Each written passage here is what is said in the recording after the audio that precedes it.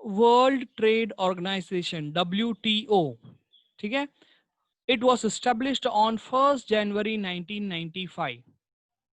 तो ये याद कर लो, established on 1st January 1995 by the members of Nations of United States, that United Nations, यानी यूनाइटेड नेशंस में जो भी मेंबर्स थे उन सब ने मिल के वर्ल्ड ट्रेड ऑर्गेनाइजेशन को इस्टेब्लिश किया ऑन 1 जनवरी 1995।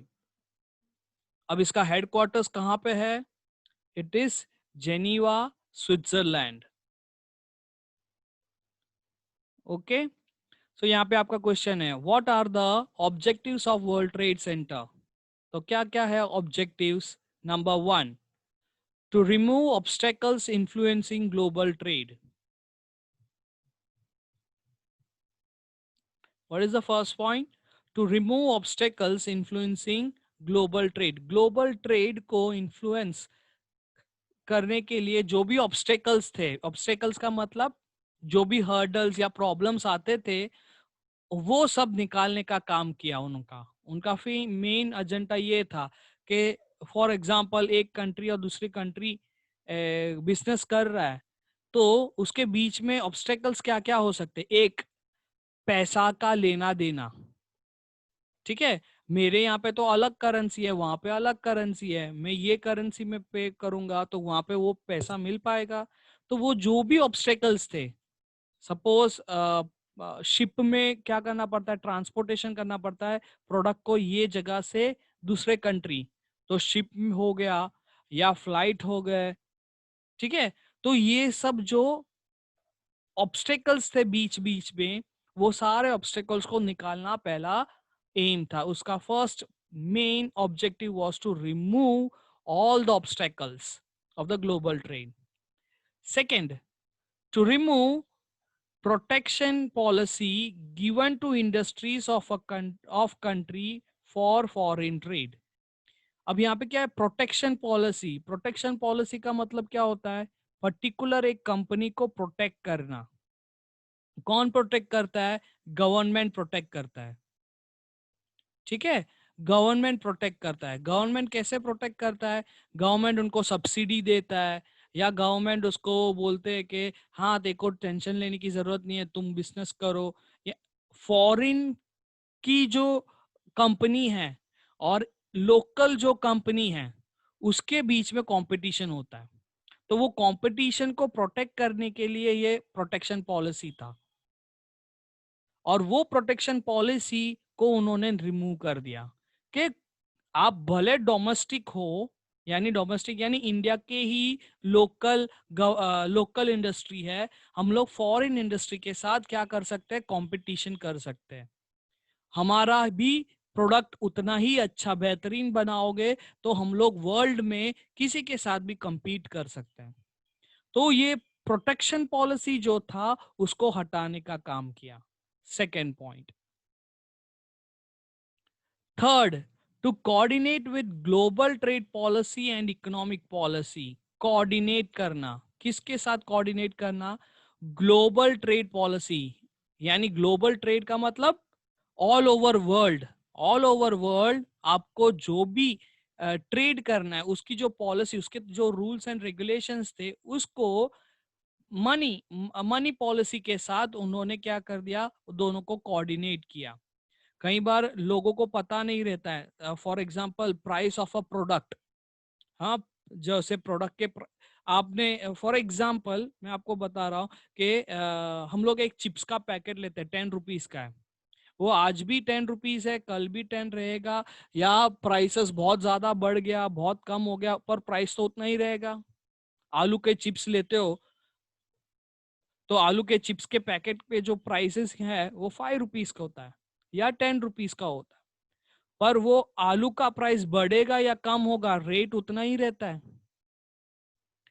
वैसे ही क्या होता है कि in the same manner, if you go to buy vegetables, vegetables अगर हम लोग लेने जाते हैं, तो वेजिटेबल्स क्या आज वो बोलेगा आज 20 रुपए में दे रहे हैं, पर कल अगर हम लोग वापस जाएंगे तो वो बोलेगा नहीं भैया 2 रुपए बढ़ गए तो इतना रुपए में मिलेगा, राइट। उसका हमेशा क्या होता है, फ्लक्चुएट होता रहता है, ठीक है। अगर आपने ध्यान दिया होगा गोल्ड प्राइसेस का हमेशा फ्लक्चुएशन होता रहता है। ये यूएस डॉलर जो है वो फिक्स नहीं रहता है, वो भी ऊपर नीचे होता रहता है, कम होता है ज्यादा होता है। तो क्या होता है, ये सारा जो जे फ्लक्चुएशन जो होता रहता है, ठीक है, वो ग्लोबल मार्केट के साथ उन्होंने क्या बना दिया, वो भी वैसा बना दिया है। अगर कम है तो कम देना है, ज्यादा है तो ज्यादा देना है। समझ में आया? तो इसलिए कोऑर्डिनेट करना बहुत जरूरी था। तो coordinate. And the fourth point is to solve the trade related disputes arising in the world. यानी प्रॉब्लम्स सॉल्व करना। किसके related problems? Trade related. Disputes का मतलब प्रॉब्लम्स, झगड़े हो जाते हैं, है ना। हम लोग कुछ लेना देना होता है तो हम लोग आपस में कैसे झगड़ा हो जाता है, वैसे ट्रेड करते तो भी झगड़ा होता है। तो हम बोलेंगे कि सर कैसे झगड़ा होता होगा।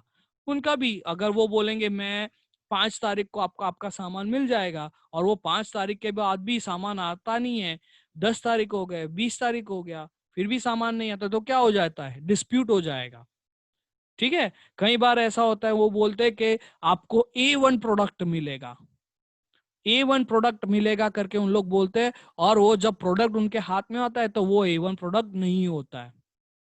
उसकी क्वालिटी कौन चेक कर रहा है?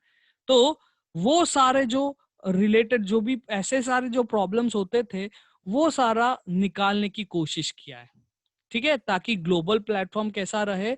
हम भी आज भी आप सोचते होंगे, आपकी मम्मी या पापा ऐसे बात करते होंगे अमेजोन पे कुछ खरीदना है, नहीं नहीं शायद अच्छा नहीं होगा, तो माल अच्छा नहीं होगा, बुरा होगा, अच्छा, ऐसा सब प्रॉब्लम्स आते हैं। तो हम बोलते हैं कि नहीं तो क्या हो गया, माल अच्छा नहीं होगा, तो हम लोग क्या करते हैं, रिटर्न पॉलिसी रखा है, मालूम है ना आपको। वो लोग फ्री में आके वापस रिटर्न करके लेके जाएंगे, लेके चले जाएंगे अगर आपको पसंद नहीं आया तो ऐसे बहुत सारे प्रॉब्लम्स थे वर्ल्ड ट्रेड में भी। तो आज भी है, ऐसा नहीं कि नहीं है, प्रॉब्लम सारे सॉल्व हो गए, नहीं, ऐसे प्रॉब्लम्स होते ही रहते हैं, ठीक है। तो ये मेन ऑब्जेक्टिव था, ये इंप्लीमेंट करने का मेन ऑब्जेक्टिव क्या था, वर्ल्ड ट्रेड बढ़े, लोग एक कंट्री दूसरे कंट्री के साथ ट्रेडिंग का जो डील है वो और ज्यादा बढ़े, ठीक है। ये 4 पॉइंट्स आ गया। पहला वाला क्या है, जो भी ऑब्स्टेकल्स थे या प्रॉब्लम्स थे उसको निकालना। सेकेंड वन, जो प्रोटेक्शन पॉलिसी था उसको हटाना। थर्ड, कोऑर्डिनेट करना। किसको कोऑर्डिनेट करना? Global trade versus plus economic के साथ उसको कोऑर्डिनेट करना। और साथ में लास्ट पॉइंट, जो भी ट्रेड रिलेटेड प्रॉब्लम्स होते थे वो प्रॉब्लम्स को सॉल्व करना, ठीक है। ये समझ में आ गया objectives. Now let's move forward. Now what are the functions? What are the functions? So what are the functions? The first one, to set up a required structure for implementation of agreement related to multinational trade and agreement related to it. क्या करना है? एक setup करना है। To set up what? Structure for implementation of agreement. एक agreement sign होगी दोनों countries के बीच में। आपने देखा होगा कि Indian prime minister Narendra Modi कोई फॉरेन कंट्री विजिट करते तो वहां पे उन लोग के बीच में एग्रीमेंट होता है, बिजनेस डील्स होते हैं, ठीक है। वो एग्रीमेंट क्या होता है कि हाँ हम लोग सबको सपोर्ट करेंगे, हम लोग ऐसा करेंगे, उन लोग भी साइन करते हैं, दोनों कंट्रीज क्या करती है, एग्रीमेंट साइन करती है, एक डीड साइन करता है। और वो डीड साइन करने के मकसद क्या होता है कि उनके बीच में क्या हो, मल्टीनेशनल ट्रेड हो, तो उसको ब्रीच नहीं करना चाहिए। तो इसीलिए ऐसे एग्रीमेंट्स बनाने हैं, तो उसके एक फंक्शन है ये। Second, world trade organization plays a vital role for debate and negotiation for multinational trade. अभी फॉर एग्जांपल इसमें सब इंटरफियर कौन करेगा, क्योंकि ये वर्ल्ड ट्रेड है, ठीक है। वर्ल्ड ट्रेड ऑर्गेनाइज, तो उसके अंदर कौन में सबसे इंपॉर्टेंट रोल प्ले करेगा, वर्ल्ड ट्रेड ऑर्गेनाइजेशन, क्योंकि दो देशों के बीच में, और ये दोनों देश, दोनों countries, they are registered in the UN, दोनों मेंबर्स है यूएन के। इसलिए वर्ल्ड ट्रेड सेंटर क्या करेगा, उनके बीच में जो भी प्रॉब्लम्स होते हैं उसके बीच में डिबेट करना, उसके बीच में नेगोशिएट करना। नेगोशिएट का मतलब हम लोग बार्गेनिंग करते हैं ना, तो नेगोशिएट करते हैं, तो वो बोलेंगे ठीक है इतने में नहीं इतने में, तो ऐसे नेगोशिएट करते हैं। तो वो नेगोशिएशन ये सब कौन बीच में खड़ा रहता है, world trade organization. Okay, next one, WTO, that is World Trade Center organization, encourages unbiased international trade. Unbiased का मतलब क्या होता है, विदाउट चीटिंग, या हम लोग ऐसा बोल सकते हैं कि पार्शियलिटी, बिना पार्शियलिटी का वर्ल्ड ट्रेड, जो इंटरनेशनल ट्रेड है वो कंडक्ट करते हैं। उन लोग बोलते हैं कि चीटिंग मत करो, हमें आप जो बहुत ऐसा होता है, चीटिंग्स होते हैं बहुत सारे, किसी का पैसा ले के चले जाते हैं, या मटेरियल आ जाता है उसके बाद पेमेंट नहीं हो पाता है, तो ऐसे बहुत कुछ चीजें होता है। तो इसलिए वर्ल्ड ट्रेड ऑर्गेनाइजेशन क्या करता है, वो एनकरेज करता है कि सबको कैसा इंटरनेशनल ट्रेड कैसा होना चाहिए, अनबायस्ड होना चाहिए या बिना पार्शियलिटी का होना चाहिए। ठीक है, and the last point, different Nations follow their national policy. हम सबको, हर कंट्री के खुद की क्या होती है, नेशनल पॉलिसी होता है, and they have to follow that national policy. It observes them and suggest required improvements, or whatever the required improvements are there, it is suggested by the country. Okay, समझ में आ गया ये functions? Okay.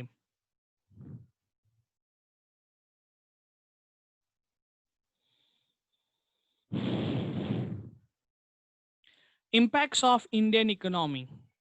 Indian economy पे क्या क्या असर हुआ है, सो व्हाट, क्या what type of impacts has been happened on the Indian economy. Indian economy में कौन कौन से क्या क्या, उससे क्या हुआ। ठीक है, WTO के साथ हम लोग ज्वाइन होने के बाद, वर्ल्ड ट्रेड ऑर्गेनाइजेशन में ज्वाइन होने के बाद हमारे इंडियन इकोनॉमी पे क्या असर हुआ है उसका यहाँ पे। India is a member of WTC organization since its inception. Inception का मतलब जब से स्टार्ट हुआ है तब से, ठीक है, जब से स्टार्ट हुआ है तब से वो WTO का मेंबर है। Next, so what will be the impact of this organization on India, or which type of benefits would it India require are discussed below. Number one, तो India's contribution to the world trade was 5%। कितना percent था world trade में, सिर्फ 5%। और exports, export, ठीक है, import नहीं है, एक्सपोर्ट की बात कर रहे हैं। और एक्सपोर्ट हैव इंक्रीज्ड ट्रेमेंडसली। क्यों इंक्रीज हुआ है, due to increase in international trade. International trade की वजह से हमारे एक्सपोर्ट बहुत ज्यादा बढ़ गए।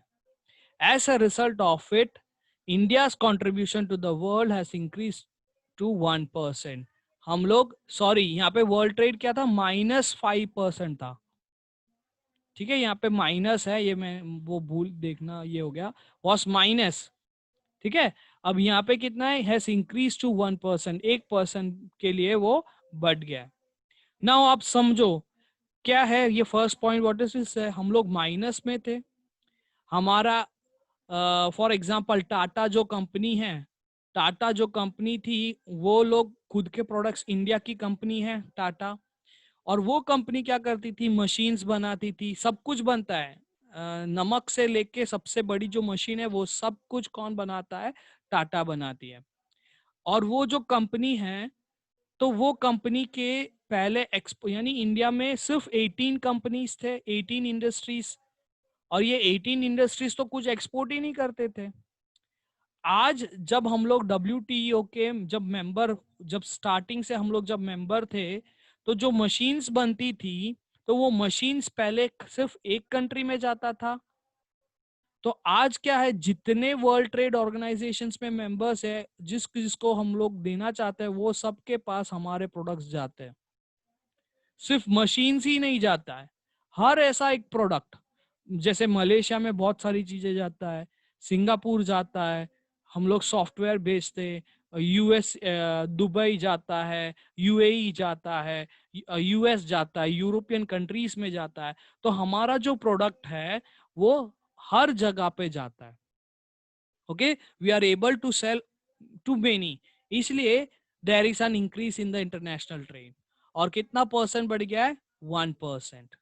Okay, next, being a member of WTO, export of readymade clothes of our country has increased. क्या है रेडीमेड क्लोथ्स? हमारे कंट्री में से रेडीमेड क्लोथ बन के बाहर के कंट्रीज में जाते हैं। ये अफ्रीकन कंट्री कॉन्टिनेंट जो है अफ्रीका, उसके अंदर सबसे ज्यादा हमारा रेडीमेड गुड्स जाता है। रेडीमेड क्लोथ्स, टी शर्ट है, जीन्स है, या जो भी है, वो सब रेडीमेड आइटम सब वहां पे जाता है। ऐसा नहीं है सिर्फ वहां पे ही जाता है, बहुत सारे कंट्रीज में जाते हैं। ठीक है, और हमने हिस्ट्री में ऑलरेडी सीखा था, क्या करते थे यूरोपियंस, जो ब्रिटिशर्स थे, वो क्या करते थे, हमसे ही कपड़ा बनवा के, नाइन्थ में आपने सीखा होगा, वो जो वीवर्स थे, कोलकाता के जो वीवर्स थे, उनसे कपड़ा बनवा के उन लोग वो कपड़े को इंग्लैंड भेजते थे, और वहां से वापस वो रिटर्न आता था इंडिया। ठीक है, तो ऐसा भी होता है। As a member of WTO, India has been able to increase export of its agro products. Agricultural products जो भी है हम लोग ने बढ़ा दिया। Next, due to increase in export, pressure on import has been reduced। Pressure on import, import जो भी करते हैं वो थोड़ा थोड़ा कम हो गया, प्रेशर हो गया, इसलिए उसको इंपोर्ट हम लोग कम कर दिया। Foreign investment has increased in foreign exchange. Foreign investment, foreign investment क्या है? फॉरेन जो कंट्रीज है, फॉरेन कंट्रीज में जो लोग हैं, वो लोग इंडिया में इन्वेस्ट करना शुरू कर दिया।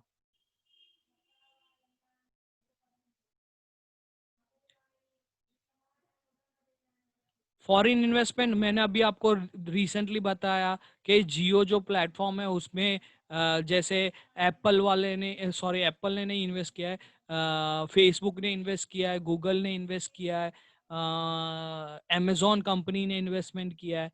तो वो है foreign investment has been increased.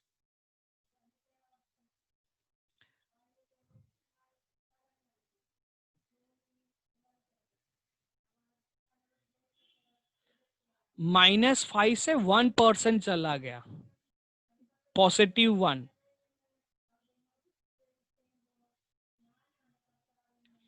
Thus, as a member of World Trade Organization, India will not only get above mentioned benefits but also has to comply with some conditions.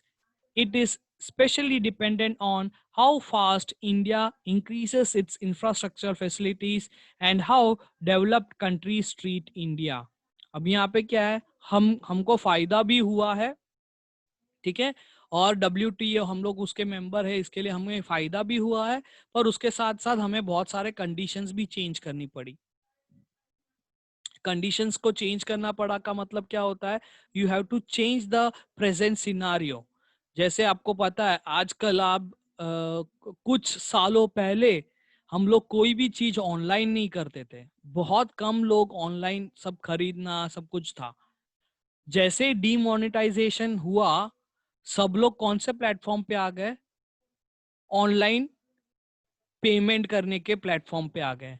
आपको पता होगा कि पहले सब लोग कैश से पेमेंट करते थे या चेक से पेमेंट करते थे, पर अब क्या हो गया, सब लोग ऑनलाइन पे मोबाइल पे बैठे बैठे घर का इलेक्ट्रिसिटी बिल, लाइट, फिर गैस बिल या कुछ भी खरीदी करना है, सब लोग डिजिटलाइज्ड हो गए। ठीक है, तो हमें इंफ्रास्ट्रक्चर फैसिलिटीज को बढ़ानी पड़ेगी। तो जितना फास्ट इंडिया इंक्रीज करेगा इंफ्रास्ट्रक्चर फैसिलिटीज में, और डेवलप कंट्रीज हमें किस तरह देखते हैं, ट्रीट करता है इंडिया को, उस पर डिपेंड करेगा कि हम लोग ने प्रगति कितना ज्यादा किया है। Okay,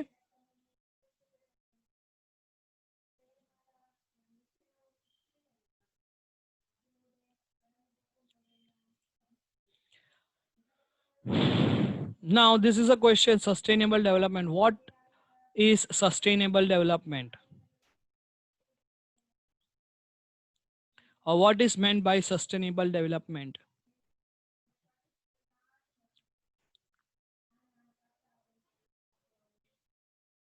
What is meant by sustainable development?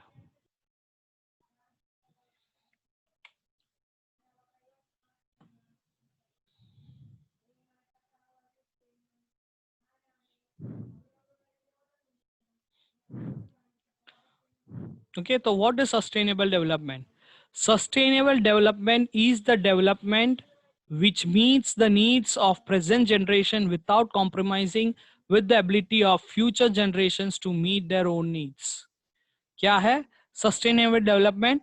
Sustainable development का मतलब क्या होता है कि आज का जो जनरेशन है, आज यानी हम लोग सब, ठीक है, हम लोग को कोई कॉम्प्रोमाइज करना नहीं पड़ेगा। हमारे पास जो रिसोर्सेस है उसको हम लोग अच्छे से भी यूज करें, और साथ साथ में वो फ्यूचर के जनरेशन के लिए भी होना चाहिए।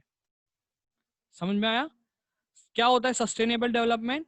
हम लोग, हमारा जो डेवलपमेंट के लिए हम लोग जो यूज करते हैं, हम लोग जो नेचुरल रिसोर्सेस को यूज करेंगे वो बिना कॉम्प्रोमाइज के यूज करने चाहिए, और बिना कॉम्प्रोमाइज करके हम लोग जो यूज करेंगे वही फ्यूचर में भी अवेलेबल होना चाहिए दूसरे जनरेशन के लिए। It should be available to them also. ठीक है, उसको हम क्या कहते हैं?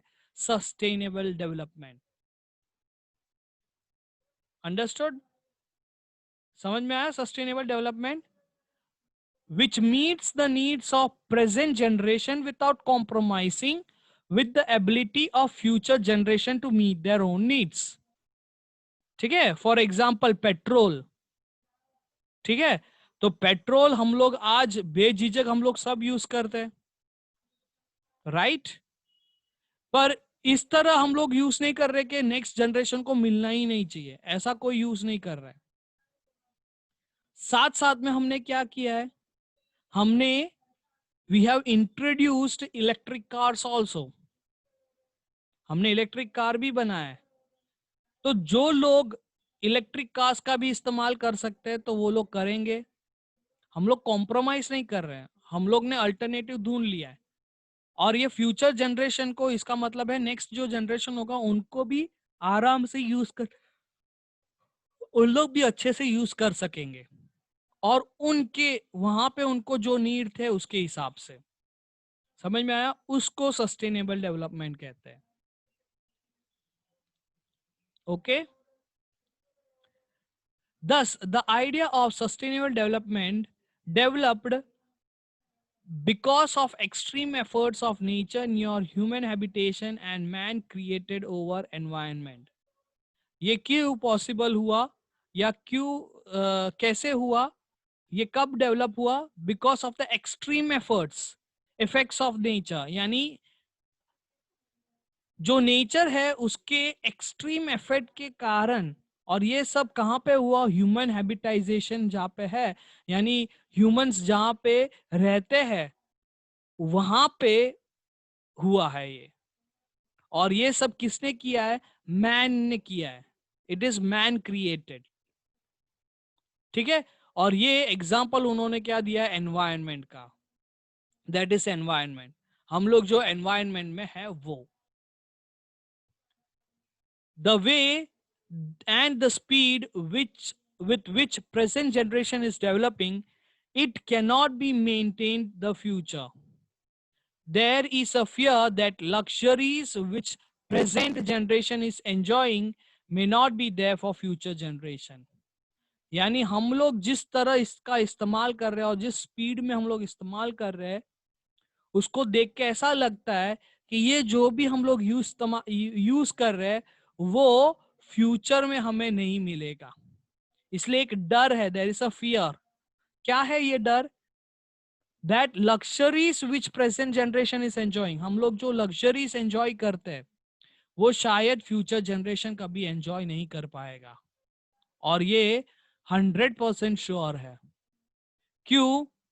अभी आप ही देखो, जैसे ही ये कोरोना वायरस पैंडेमिक आ गया, हम लोग जो लग्जरी एंजॉय करते थे, जो फ्रीडम एंजॉय करते थे, जो सब सिचुएशन थे, वो अभी फ्यूचर जनरेशन हमारा वो चेंज हो गया। ठीक है, हमारा जो सिचुएशन है वो चेंज हो गया। हम लोग जो एंजॉय कर पाते हैं वो शायद फ्यूचर जनरेशन नहीं एंजॉय कर पाएगा। अगेन यहाँ पे अगर हम लोग पेट्रोल की ही बात करें, तो पेट्रोल अगर बहुत एक्सेसिवली हम लोग यूज करते हैं और कल उठ के वो पेट्रोल ही पूरा खत्म हो गया, तो फ्यूचर जनरेशन वो एंजॉय कर पाएगा? नहीं एंजॉय कर पाएगा। तो इसीलिए यहाँ पे वो बताया है, there is a tremendous decrease in natural resources. Tremendous यानी बहुत, बहुत ज्यादा डिक्रीज हुआ है। जो नेचुरल रिसोर्सेस हमें मिलते थे वो बहुत ज्यादा डिक्रीज हो गया है due to economic development. Economic development के कारण हुआ है। And their quality is also deteriorating, और उसकी जो क्वालिटी है वो भी धीरे धीरे धीरे डिटोरिएट हो रहा है या कम हो रहा है। In this condition there is a need to change the idea of development. अब ऐसी जगह पे हमें क्या करना है, हमें चेंज लेके आने की जरूरत है। क्यों चेंज लेके आने की जरूरत है? क्योंकि जो इकोनॉमिक डेवलपमेंट हो रहा है उसमें, इकोनॉमिक डेवलपमेंट के कारण क्या हो रहा है, जो नेचुरल रिसोर्सेस है वो बहुत कम कम होता जा रहा है, और साथ साथ में उसकी जो क्वालिटी थी वो क्वालिटी भी धीरे धीरे डिक्रीज होने लगी है। The idea of sustainable development is studied because of present development and effects of it on environment. अब यहाँ पे आपने सुना होगा क्लाइमेट चेंज के बारे में।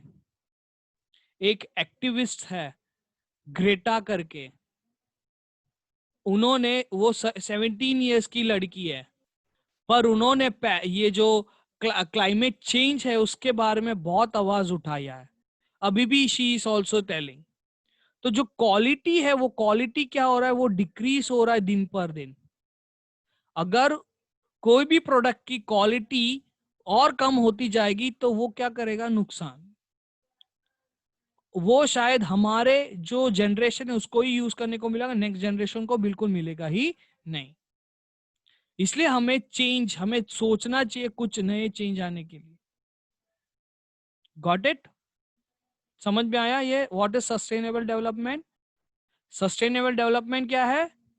जो आज की जो जनरेशन है वो बिना कॉम्प्रोमाइज करके जो भी रिसोर्सेस को यूज कर सके, और वही रिसोर्सेस फ्यूचर जनरेशन के लिए भी अवेलेबल होना चाहिए।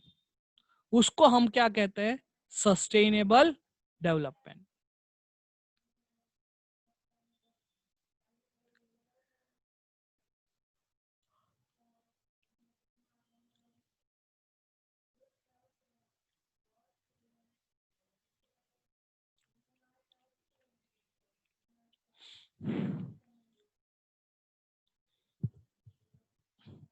Next one, following strategy. Strategy का मतलब क्या है?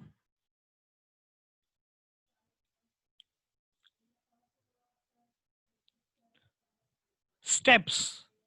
ठीक है, स्ट्रेटजी का मतलब steps. Should be adopted for conservation and preservation of natural resources.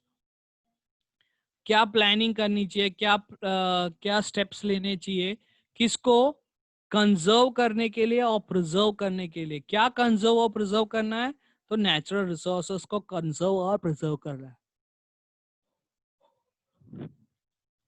Okay,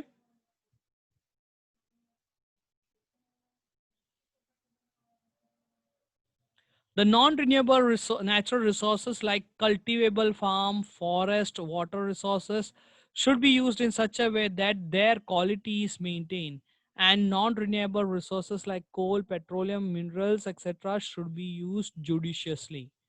क्या है जो रिन्यूएबल रिसोर्सेस है उसको, वो कोई क्या हो सकता है, कल्टीवेबल फार्म हो सकता है, फॉरेस्ट हो सकता है, वाटर रिसोर्सेस होता है। हमें इस तरह उसका इस्तेमाल करना चाहिए कि उसकी क्वालिटी खराब ना हो। और वो क्वालिटी मेंटेन हो, ठीक है। और जो नॉन रिन्यूएबल रिसोर्सेस है जैसे कि कोल, पेट्रोलियम, वो सब हमें सोच समझ के इस्तेमाल करना चाहिए। Second, industrial location should be decided on the basis of lesser transportation cost. A senior attempt should be made to achieve eco-friendly development. यहाँ पे इंडस्ट्रीज कहाँ पे होनी चाहिए? जहाँ पे ट्रांसपोर्टेशन कॉस्ट कम हो। फॉर एग्जाम्पल, मेरा एक्सपोर्ट का बिजनेस है, तो मेरी इंडस्ट्री कहाँ होनी चाहिए?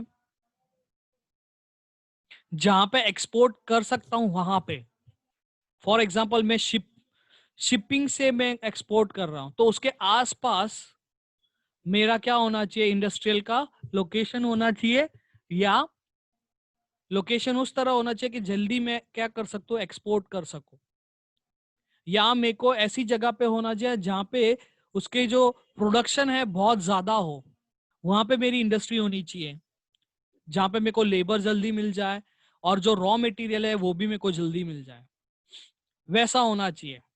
या तो दोनों के बीच में इक्वी डिस्टेंस पे होना चाहिए, ठीक है। अब मेरे को फॉर एग्जांपल कॉटन जो है वो गुजरात में बहुत ज्यादा मिलता है, और मैं मेरी इंडस्ट्री है वो मैं जाके आसाम में लगा देता हूं, तो मेरा कॉस्ट, जो रॉ मटेरियल का जो कॉस्टिंग है वो भी बढ़ जाएगा, क्योंकि मेरी इंडस्ट्री कहाँ पे है? आसाम में। और सामान रॉ मटेरियल आता कहाँ से? गुजरात से। तो यहां से वहां पे आएगा, फिर वहां से मैं अगर बेचूंगा तो मेरे को वो बहुत महंगा पड़ेगा। उससे अच्छा मेरे प्रोडक्ट, मेरे यानी गुजरात के अंदर कॉटन सबसे ज्यादा है, तो गुजरात में ही मेरे को क्या करना पड़ेगा? उसकी फैक्ट्री सेटअप करनी पड़ेगी या उसकी इंडस्ट्री सेटअप करनी पड़ेगी, क्योंकि मेरे को घर के पास ही मेरे को सारे लोग मिल जाएंगे जो काम करते हैं। समझ में आया? तो industrial location should be lesser transportation. A sincere attempt should be made to achieve eco-friendly development. Eco-friendly यानी environment friendly, ठीक है। इसी चैप्टर के अंदर हमने वो देखा था, एक पॉइंट आया था जहां पे ऐसा कहा था कि ज्यादा पोल्यूशन होता है, एयर पोल्यूशन या वाटर पोल्यूशन होगा, वो इंडस्ट्रीज को क्या मिलता है? सैंक्शन नहीं मिलता है, उन लोग इंडस्ट्रीज चालू ही नहीं कर पाते। पर हमें इस तरह इंडस्ट्रीज बनाना है जो वो इको फ्रेंडली हो, ठीक है। जैसे अगर एयर है, तो यहाँ पे जो चिमनी में से एयर जाता है, वो चिमनी की जो हाइट है वो थोड़ी और लंबी कर दो तो ऊपर चला जाएगा। या एक टैंक में से पानी जो जा रहा है, और वो यहाँ पे जो होल है, वो होल पे आप ये फिल्टर्स लगा सकते हो, ताकि जो गंदा पानी जाता है उसके जगह पे क्या कर जाएगा? अच्छा वाला पानी, ठीक है। वैसे हम लोग क्या बना सकते हैं? Eco friendly development. Okay, next, those resources which can be used in more than one way should be utilized in different ways, such as planning, such as different irrigation systems are utilized for more than one people, for more than one purpose. Example, producing electricity, flood control, transportation, etc. अब यहाँ पे क्या है? एक से ज्यादा इस्तेमाल करना। एक से ज्यादा इस्तेमाल करना क्या? Irrigation, different type of irrigation systems. अब यहाँ पे एक पर्पस से ज्यादा पर्पस का हम लोग इस्तेमाल करेंगे तो वो हो सकता है। जैसे यहाँ पे मैं एग्जांपल एक बताना चाहता हूँ कि जो कनाल्स में जो रिवर फ्लो होके जाता, वो पानी जो बह के जाता है, ये पर्पस क्या है? जो फार्मर्स है उनके फील्ड में पानी पहुंचाने का, राइट। ये एक पर्पस हुआ ये कैनाल्स का। अगर यहाँ पे हम एक टरबाइन फिट कर दें, तो यहाँ पे टरबाइन फिट कर देंगे, तो हम जब पानी छोड़ते हैं तो वो टरबाइन क्या करेगा? वो गोल घूमते घूमते क्या एक एनर्जी प्रोड्यूस करेगा, हाइड्रो इलेक्ट्रिसिटी। तो एक पर्पस से ज्यादा पर्पस, उनका पर्पस ज्यादा है।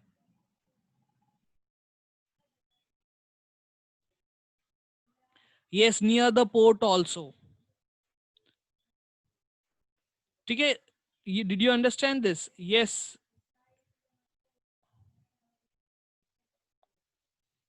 Yes, Sai.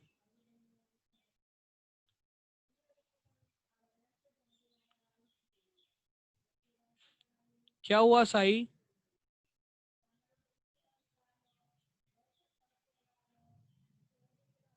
ओके,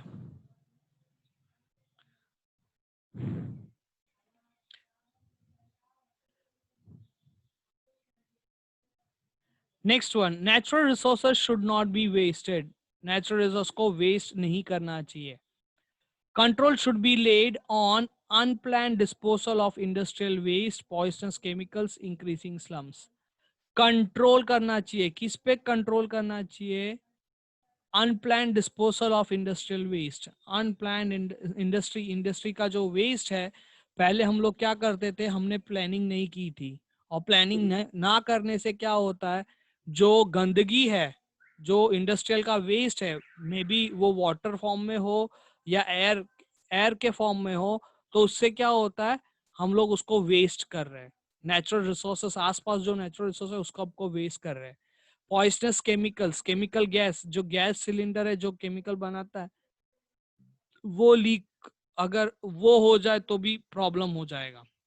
ठीक है, पॉइजनस गैस, पॉइजनस गैस से बहुत सारे एनिमल्स डेड हो जाएंगे। If you are aware about the Bhopal gas tragedy, chemical leakage की वजह से, अभी लॉकडाउन में आंध्र प्रदेश में एक कंपनी थी, वो भी केमिकल पॉइजनस जो केमिकल था वो लीक हो गया था, तो वो सब अच्छी नहीं है। एंड इंक्रीजिंग स्लम्स, स्लम्स यानी झुपड़पट्टी, स्लम्स अगर वो बहुत ज्यादा इंक्रीज हो रहा है तो stress should be laid on use of non-conventional energy resources such as solar and wind energy। क्या करना है, हमें स्ट्रेस या दबाव बनाना चाहिए किस पे? Non controversial, non conventional energy resources पे। नॉन कन्वेंशनल एनर्जी रिसोर्स जैसे कि सोलर और विंड एनर्जी, तो सोलर और विंड एनर्जी पे स्ट्रेस डालना चाहिए, लोगों को बोलना चाहिए। अभी आपने देखा होगा बहुत सारे बिल्डिंग्स या हाउसेस, उसके ऊपर उनके पास क्या है, सोलर पैनल्स लगे हैं। सोलर पैनल्स क्या प्रोड्यूस करता है? इलेक्ट्रिसिटी। तो वैसे आप कर सकते हो अल्टरनेटिव। ठीक है, वो मेथड अच्छा है, तो आप वो invest. Okay, and the last point, steps taken to protect environment. Environment को प्रोटेक्ट करने के लिए क्या क्या किया है, तो पहला पॉइंट लिख दो, Earth conference was organized in the year 1972 Stockholm in Sweden. और उसके बाद से टाइम एंड अगेन हम लोग ऐसे कन्वेंशंस करते रहते हैं। Time and again convention and camps have been organised for the protection of the environment. और उसमें कुछ स्टेप्स डिसाइड किए थे, in which it was decided to take some steps for the environment protection. अब वो कौन कौन से देखते हैं। नंबर वन, इंडिया यहाँ पे इसमें बहुत ज्यादा इन्वॉल्व थी।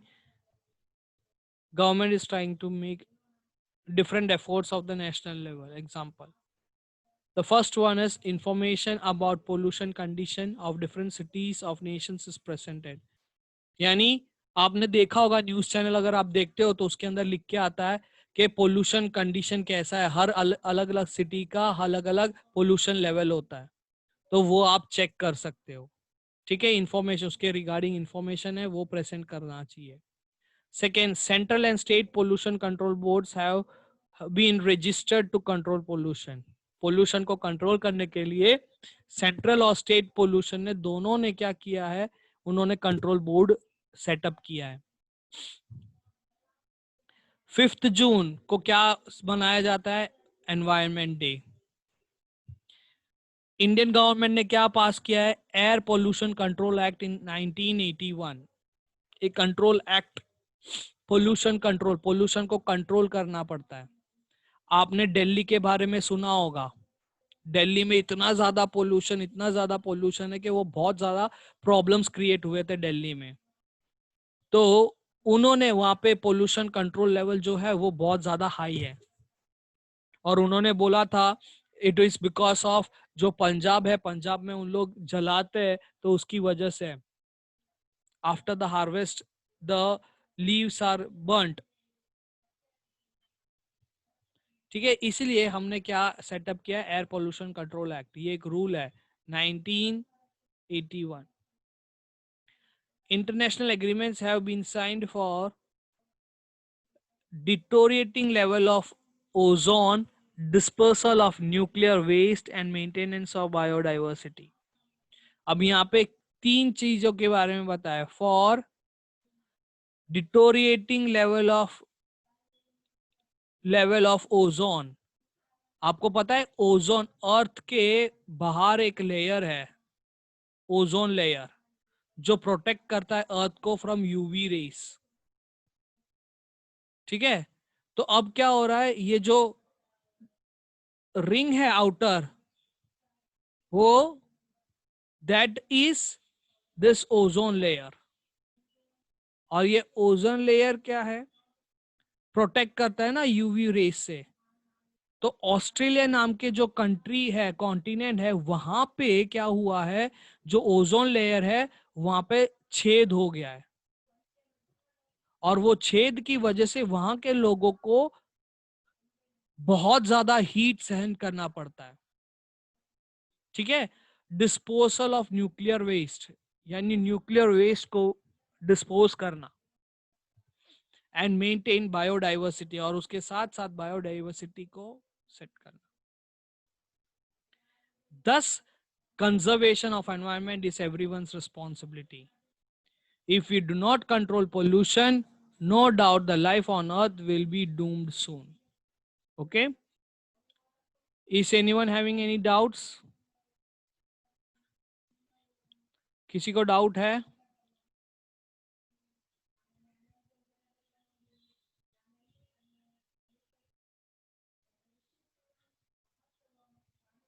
Nobody? Okay. Okay then, take care, keep learning and keep practicing until we meet next. ठीक है? Bye. Take care.